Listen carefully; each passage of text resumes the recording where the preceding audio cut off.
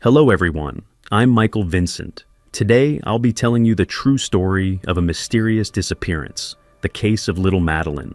This story took place in Praia da Luz, a coastal village in southern Portugal, known for its stunning beaches and often referred to as Little Britain, due to the large number of British residents and tourists. In 2007, a 3-year-old British girl named Madeleine disappeared mysteriously here. Madeleine may not be a familiar name to many, but in the UK, her name became almost synonymous with every household. Her image was not only printed on the jerseys of Premier League teams, but many celebrities and stars actively participated in the search for her. Even David Beckham appeared on television, holding up a photo of Madeleine and urging people to help. The British police spent over £100 million on the investigation, and after more than 12 years, the case remains unsolved. The disappearance had a global impact, reaching far beyond the UK. So, why did this 12-year-long disappearance have such a profound impact? How did Madeleine vanish? Let's rewind to 2007 and review the details of the case. Madeleine McCann was born in 2003 in Leicester, UK. She was the firstborn in the family, conceived through in vitro fertilization, and had twin younger siblings. Madeleine was a cute, lovely girl with big gray-blue eyes. Her mother, Kate, and father, Jerry, were both born in 1968 and worked as doctors at Leicester General Hospital. Jerry was a cardiologist, while Kate was a general practitioner and anesthetist. The family was part of the local middle class. On Sunday, April 28, 2007, Jerry and Kate took their 3 children to Praia da Luz, a coastal village in the Algarve region of Portugal, for a vacation. Praia da Luz was a popular destination for Britons to buy property and holiday, earning it the nickname Little Britain. Although it had a beautiful environment with its beaches and appealing food, not every season was ideal for vacationing. The best time to visit was between May and June, when winter had just passed, and many Brits preferred to visit during this period. On May 3, 2007, the night before their last day of vacation, Jerry and Kate took their 3 children back to their room at the resort. Madeleine slept with a small stuffed cat, a detail that would become important later. After settling the children, the couple went to a restaurant just 50 meters away to have dinner with friends. However, concerned about their children, Kate would return to the room every half hour to check on them. At 9:30 p.m., just before Kate was about to head back to the room, a friend named Matthew offered to check on the children for her. Matthew said he would check on them instead of Kate. Therefore, the 9:30 check was done by Matthew. Half an hour later, Kate returned to the room herself and discovered that the bedroom window had been fully opened, with the blinds drawn up.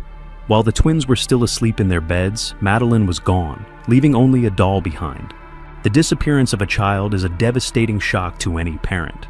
Kate immediately found Jerry and a few friends, and they began searching the resort, but found no trace of Madeleine. After more than half an hour of searching, the resort, Ocean Club, learned of the situation and issued an alert about the missing child. Immediately, dozens of resort staff and some eager guests joined the search. That night, every corner seemed to echo with calls for Madeleine. Praia da Luz was a small place with a population of only about 1,000 people, but after searching until 4 a.m., no trace of Madeleine was found. Later, Madeleine's parents asked Matthew if he had seen her at 9:30 p.m. Matthew replied that he had only glanced through the door and had not heard any crying, so he left. After failing to find Madeleine, Kate and Jerry reported their daughter's disappearance to the Portuguese police. However, the police were not overly concerned, and since it was a resort, the police force was not sufficient to carry out a thorough search. The critical time to find her was wasted. Additionally, when the police arrived at the scene, they did not secure it properly, leading to at least 20 to 30 people entering Madeleine's room, damaging potential evidence. This was one of the reasons why the case became an unsolved mystery. Despite using search dogs to search areas like drains, beaches, and wells, the police found nothing. Later, when interviewing local residents, the only clue they found was from a family friend who claimed to have seen a suspicious man leaving through the back door of the resort, seemingly carrying a child. The Portuguese police created a suspect sketch from witness descriptions. However, this sketch lacked many details and resembled something drawn by a 3-year-old child. Many British media outlets mocked the sketch, calling it an egg with a wig. This made the Portuguese police the subject of ridicule worldwide. When Madeleine's parents saw this sketch, they were furious and lost faith in the Portuguese police. They then used every connection they had to call for help from the media and justice agencies in the UK. Once the case was widely reported, the Portuguese police, under pressure, were forced to take the case more seriously. They set up roadblocks and searched nearby hotels, but still found no results. They then focused on the families who had traveled with the McCanns, but after an investigation, no one in the group was suspected. Days later, the case seemed to take a major turn when a British reporter revealed that a 34-year-old man named Robert was involved. Robert spoke fluent Portuguese and had appeared at the scene multiple times. He not only answered the reporter's questions, but also participated in the search for Madeleine and even asked the police about the progress of the investigation. This enthusiastic behavior made many people suspicious. As in many cases, the culprit often pretends to be helpful to cover up their crimes. However, after investigation, the police found that Robert was just an eager volunteer with no connection to the case. Later, Robert sued several UK newspapers for defamation and won hundreds of thousands of pounds in compensation. On May 20th, 2007, a tip was provided stating that a man had been seen leading a girl who looked very much like Madeleine. The police also released a suspect sketch based on the witness's description, including both a facial and full-body image, but still could not identify the suspect. Given the unique geography of Praia da Luz, the suspect could have easily taken Madeleine out of the country by sea or land. Madeleine's disappearance quickly gained widespread attention in both the UK and Portugal. In the early days, search efforts were all over the place. Posters of Madeleine were put up in shops, restaurants, cafes, and lampposts across Portugal. Madeleine's parents, Jerry and Kate, declared they would do whatever it took to find their daughter, even turning over every stone in the search for her. The Portuguese police conducted a search of the area surrounding the scene, covering over 200 square kilometers, but still found no results. The suffering of Madeleine's parents touched the hearts of the public, and many people stepped in to help. An anonymous British businessman offered a £1 million reward for anyone who provided information about Madeleine. Harry Potter author J.K. Rowling also made a large donation. The total reward money for the case amounted to over £2.6 million. Many volunteers also set up websites dedicated to searching for Madeleine. By May 2007, the Bring Madeleine Home website had over 110 million hits. When Madeleine first went missing, both the local community and the Portuguese people showed sympathy for the family. However, after months of fruitless investigation, the atmosphere began to change. Within the Portuguese police, rumors started circulating that Madeleine had not been kidnapped, but that her parents had staged the event. They speculated that their daughter had died in the room and that they had concealed the truth, later moving the body elsewhere. More than 80 days after the case began, the Portuguese police invited a British investigator named Mark, specializing in missing persons and abductions, to assist with the investigation. However, they only allowed Mark to focus on one direction. Madeleine had been murdered, and they hoped he could find her body. Mark used two famous British search dogs, Keela and Eddie, to search for Madeleine's body. These dogs have the ability to detect the distinct scent of human remains and blood, and they are often used by the FBI and London police in criminal investigations. In the end, the two dogs detected the scent of a dead body on Madeleine's stuffed cat, a toy that her parents kept after the incident.